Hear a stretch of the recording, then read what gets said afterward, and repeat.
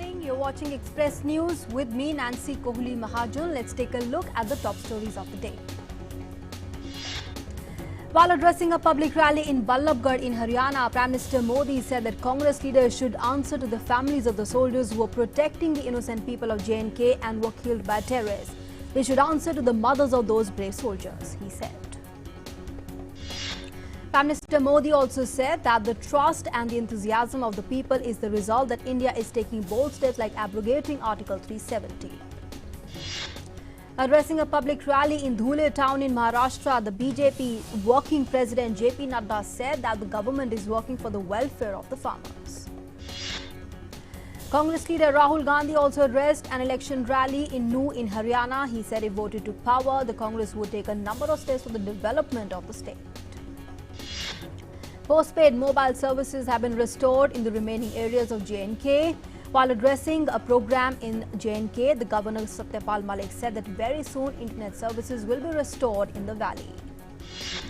The National Investigation Agency's National Conference of the Chiefs of the Anti-Terror Squads and the Special Task Forces in New Delhi, National Security Advisor Ajit Doval stressed on the need to fight the ideology of the terrorists to defeat them.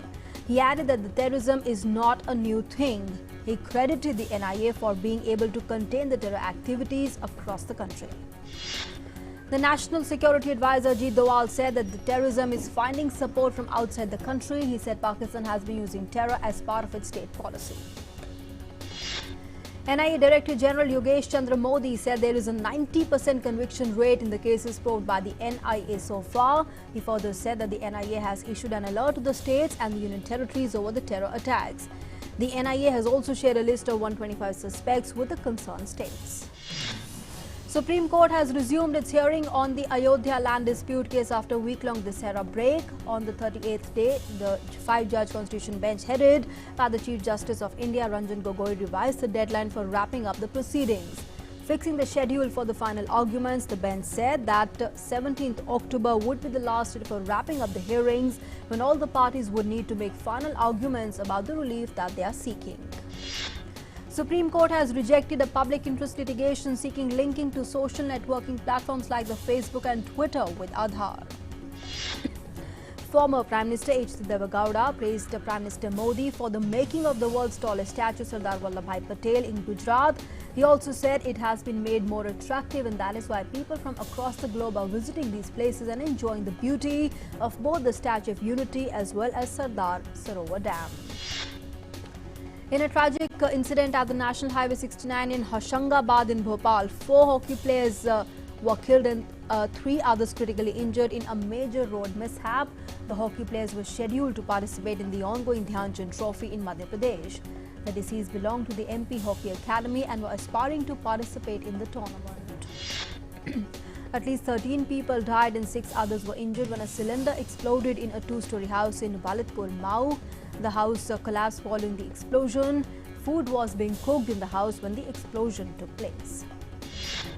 Finance Minister Nirmala Sitharaman held a meeting with the heads of the public sector banks to take a stock of the recent steps taken by the government, including the first phase of the outreach program across over 200 districts during the festive season. Addressing the media after the meeting, the Finance Secretary Rajiv Kumar said that amount of 81,781 crore rupees disbursement has been made in just 9 days of the loan mela by the public sector banks during the outreach program from 1st to the 9th of October. Finance Secretary also said that they saw robust demand during loan outreach program and around 34,342 crore rupees fresh loan have been given for the new entrepreneurs. A huge demand from housing, MSME has also been noticed.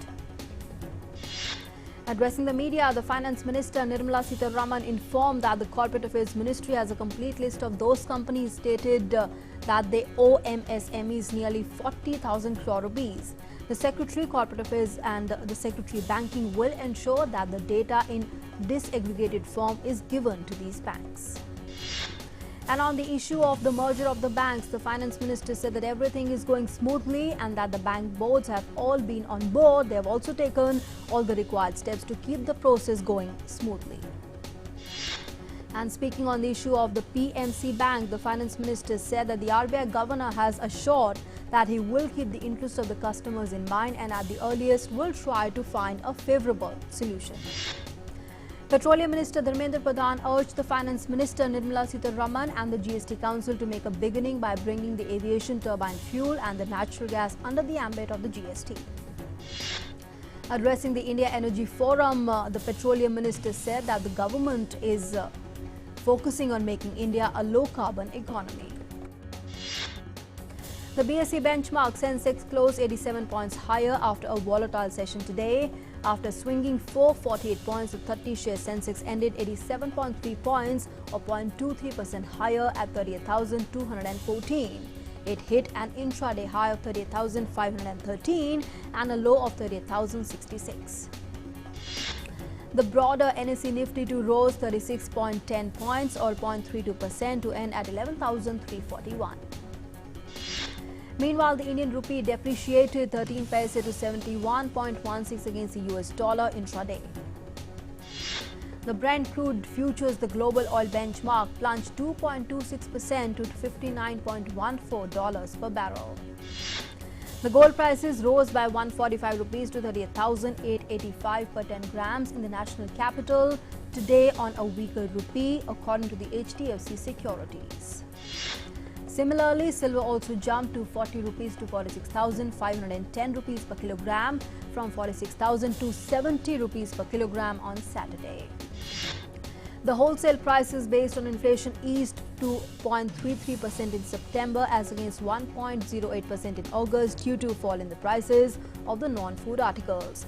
The annual rate of inflation based on monthly wholesale price index was at 5.22% in September last year.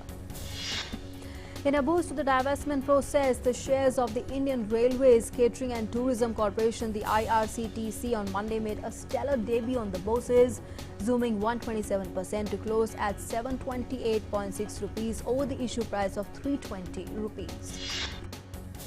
A designer from Rajasthan is trying to revive the traditional turban worn by men known as safa by designing a golden safa.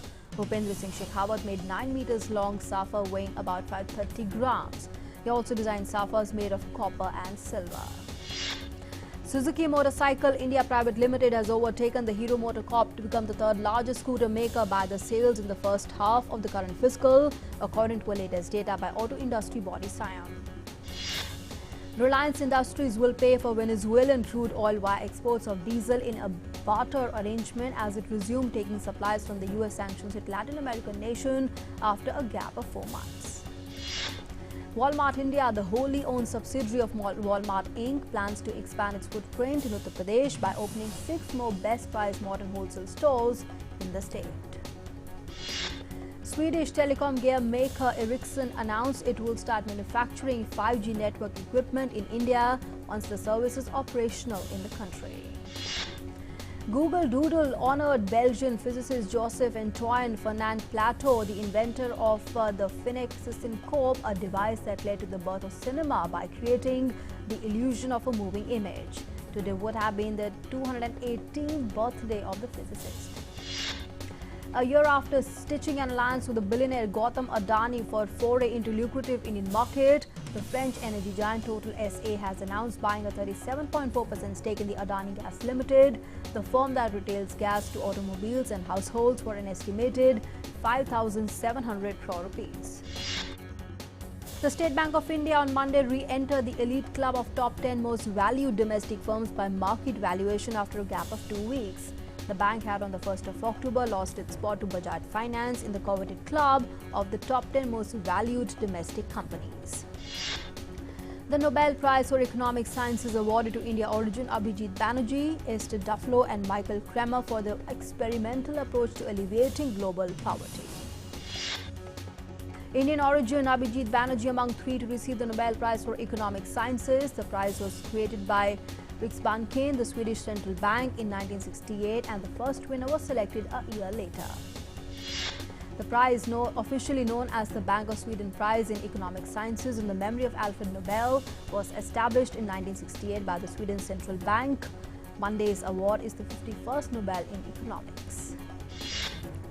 British Prime Minister Boris Johnson said he did not want to give a running commentary on the Brexit talks when asked whether Northern Ireland would be leaving European Union customs union amid hopes an agreement can be found before 31st October deadline. Irish Foreign Minister has said a deal between the Britain and the European Union is possible, perhaps even this week, but there are still a lot of deals to be worked out. Ireland has been the toughest issue in the Brexit talks. The Kurdish administration in northern Syria announced a deal with the Damascus government on a Syrian troop deployment near the border with Turkey to confront Ankara's offensive. The Kurdish administration said the deal struck with Damascus paves the way to liberate the rest of the Syrian cities occupied by the Turkish army such as Afrin. Turkish forces pressed on with their offensive against Kurdish militants in northeastern Syria as the United States said it will withdraw its remaining troops in the region, while Syria's army geared to redeploy along its border with Turkey. French President Emmanuel Macron and German Chancellor Angela Merkel have called for an end to the Turkish offensive in Syria. The French president has warned that the Turkish attack in Syria would create an unbearable humanitarian situation and favor the resurgence of the Islamic State in the country. France's foreign minister said that European Union foreign ministers must again condemn Turkey's offensive in Syria and call for an arms embargo on Ankara and request that the US hold a meeting of the coalition against the Islamic State. The Syrian Observatory for Human Rights said a Turkish airstrike on a convoy in the Syrian town of Ras Al Ain killed 14 people, including 5 civilians, and wounded 10. The strike had hit a gathering of civilians to show support as the town is targeted by the Turkish forces, attacking Kurdish-led forces in the northern Syria. New Zealand's Prime Minister Jacinda Ardern announced more funding and support to target the violent extremist content online, just months after an alleged white supremacist live-streamed a massacre at 2 mosques in Christchurch. The frontrunner in Argentina's presidential elections reached out to the undecided voters, promising both orthodox and unorthodox policies to cure country's deep economic troubles. Populist-leaning Alberto Fernandez came out swinging against the business-friendly incumbent Mauricio Macri. The government of Ecuadorian President Lenin Moreno has agreed to repeal a decree that ended fuel subsidies and will form a commission with indigenous leaders to pass a new law they can agree on. Ecuadorians took to the streets of Quito in celebration as the government of President Lenin Moreno agreed to repeal a decree that ended the fuel subsidies. Canada's Liberal Prime Minister Justin Trudeau said he will not change the way he is campaigning ahead of 21st October federal elections after a security threat forced him to wear a bulletproof vest at a campaign rally. Hundreds of Haitians took to the streets of Port-au-Prince calling for the resignation of the president Jovenel Moïse. Haiti has been rocked by violent protests in the last month that have led schools, public offices and the businesses to close and forced the non-governmental organizations to suspend aid distribution. Hundreds of Algerians protested in front of parliament against a proposed energy law that they said the government had no right to pass. The new law is aimed at attracting foreign investors to help Algeria strengthen its energy output, but would maintain a 49% limit on the foreign ownership if passed. The exit poll results after the closing of the vote in Poland on Sunday indicated governing Law and Justice Party won 43.6% of the vote in the parliamentary elections. The Civic Coalition came in second with 27.4% of the vote. Strong and heavy wind from Typhoon Hagibis blew off several houses in the east of Tokyo. The storm has already brought record-breaking rainfall in Kanagawa Prefecture, south of Tokyo, with a whopping 700 millimeters of rain over 24 hours. The climate change activist Extinction Rebellion projected a speech by Swedish climate activist Greta Thunberg onto the outside of the houses of the parliament. The activists are calling on the government to take immediate action to avert the worst devastation by engaging in the 2 weeks of civil disobedience in cities worldwide. A recent study revealed an exotic fact that the cartilage in the human body too can repair itself through a process creatures like zebrafish and salamanders follow. This finding would further help in inventing the treatment of osteoarthritis. New Mexico celebrated 47th International Balloon Fiesta in Albuquerque. Balloonists from across the world took part in the annual fiesta. Thailand observed the 3rd anniversary of the monarch King Bhumibol Adulya Deji's death. On the occasion, new puppies, which are descendants of the king's pet dog, were unveiled. And the National Museum of Afghanistan is making efforts to preserve its Buddhist history that Taliban tried to destroy. The latest project aims to reassemble thousands of pieces into statues within the next 3 years. Poet Teresa Lola met with the girls in conflict-affected parts of Nigeria. The award-winning poet held 3-day-long poetry workshop to motivate the girls to stand up, share their views, and change the world. The Saudi Arabian national soccer team is all set to face their Palestinian counterpart on Tuesday in the joint 2022 World Cup qualifiers in Qatar and the 2023 Asian Cup in China. Saudi Arabia leads the fourth group at the qualification. And in a dramatic turn of events, the former India captain and Cricket Association of Bengal President Sourav Ganguly is likely set to take over as the new BCCI president. He filed his nomination at the BCCI headquarters in Mumbai. Sourav Ganguly is set to be elected unopposed and will be joined by Amit Shah's son Jay Shah, who will be appointed the secretary, and Anurag Thakur's brother Arun Dhumal, who is all set to be the treasurer. Indian bowlers, particularly the spinners, on Monday came out with a stupendous bowling performance as the women in blue defeated South Africa in a low-scoring thriller and clinched the 3-match ODI series 3-0.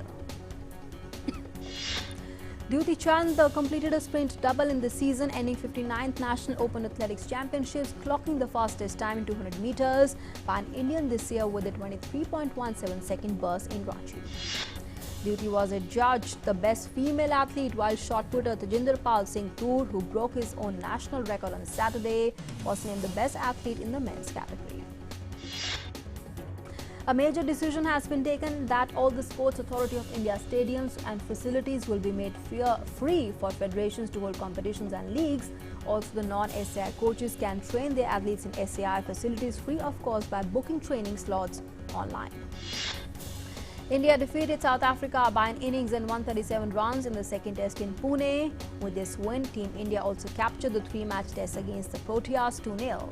Indian bowlers ripped through the visitors' second innings to bowl them out for 189 runs. Rising Indian shuttler Lakshya Sen clinched his maiden BWF World Tour title by winning the Dutch Open men's singles title after beating Yusuke Onodera of Japan 15-21, 21-14, 21-15 in a final that lasted 63 minutes. Indian junior hockey team trounced New Zealand 8-2 in their second match of 9th Sultan of the Johor Cup in Bahru. It was India's second win in the tournament, and they face Japan in the next round-robin league stage match tomorrow. Indian golfer Shubhankar Sharma rounded off the week with a 3-under 68 for a total of 9-under 275 to finish tied 7th at the Italian Open. The pressure will be on higher-ranked India as they are playing in front of home crowd in their World Cup qualifiers on Tuesday. The 104-ranked India, who are 83 places above Bangladesh in the FIFA chart, will be eyeing to notch up their first win in the Group E to keep their slender qualification hopes alive. Runner Bridget Kosgei smashed women's world record at the Chicago Marathon. The Kenyan athlete completed the race in 2 hours, 14 minutes and 4 seconds, shattering the long-standing women's world record of 2 hours, 15 minutes and 25 seconds, set by legendary runner Paula Radcliffe. Russia's Daniil Medvedev won the Shanghai Masters, beating Alexander Zverev in straight sets in the finals. The world number 4 won 6-4, 6-1 in 73 minutes for his first victory over the German in the 5 attempts. US gymnastics star Simone Biles won her 5th gold medal in the women's floor final to conclude her best ever world championship and extend her all-time record to 25 medals at the competition in Stuttgart. Teenager Coco Gauff has become the youngest player to win a WTA title in 15 years with victory in the Linz Open. The 15-year-old American beat the 2017 French Open champion Jelena Ostapenko 6-3, 1-6, 6-2 and is projected to move inside the world's top 75. In the European 2020 qualifiers, Russia and Poland qualify for the 2020 European Championship League. Russia defeated Cyprus 5-0 to join the group winners Belgium in qualifying for Euro 2020. Poland also qualified with a comfortable 2-0 victory over North Macedonia in Warsaw. Winger Kenki Fukuoka produced 2 pieces of individual brilliance as a high-paced Japan advanced to the Rugby World Cup quarterfinals for the first time with a 28-21 victory over Scotland at Yokohama. Jan Frodeno won his third Ironman World Championship triathlon in a course record time in Hawaii to continue German dominance of the men's event, and Hogg won the women's race to complete a German double. Jelly Wallace of Belgium won Paris Tours after a solo effort, his second victory in the one-day race. The rider launched an attack with 50 kilometers to go in the 217-kilometer race from Chartreuse to Tours to finish in a time of 5 hours, 34 minutes and 20 seconds. More than 40 racing teams from 2 dozen countries left Darwin to race across Australia to the southern city of Adelaide in the world's fastest solar-powered cars. The 3,000-kilometer Bridgestone World Solar Challenge is one of the most prestigious solar car races. The 47th edition of Sao Paulo Fashion Week got politically charged with the local designers embracing activism on the catwalk. Ellis, the local designer, used placards that featured messages of positive impact on society. Pioneer fashion designer Ralph Lauren turns 80 today. He started Ralph Lauren Corporation in 1967. He is also known for his philanthropy and collection of classic cars. Scottish actor David Tennant and his wife Georgia gave birth to their fifth child. Tennant shared the picture with this announcement on Instagram, although he has not revealed the gender of the baby. South Korean actress Cho Jin-ri died at the age of 25. Police said Choi Jin-ri was found dead at her home in Seongnam today. Popularly known by her stage name Sully, the actress voice against cyberbullying. Actor Miguel Cervantes and his wife Kelly Cervantes announced heartbreaking news of death of his 3-year-old daughter who was suffering from childhood epilepsy. Duchess of York Sarah Ferguson would turn 60 tomorrow. Duchess Sarah is a writer, charity patron and a film producer as well. Her daughter Princess Beatrice would marry later this year in the UK.